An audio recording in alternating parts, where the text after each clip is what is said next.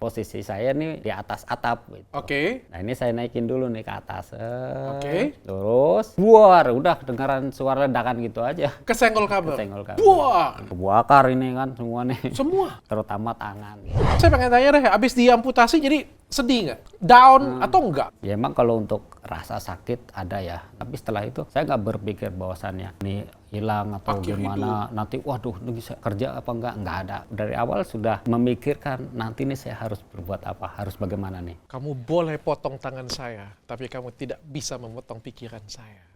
Berarti maksudnya kan YouTube-nya hampir 1 juta subscriber.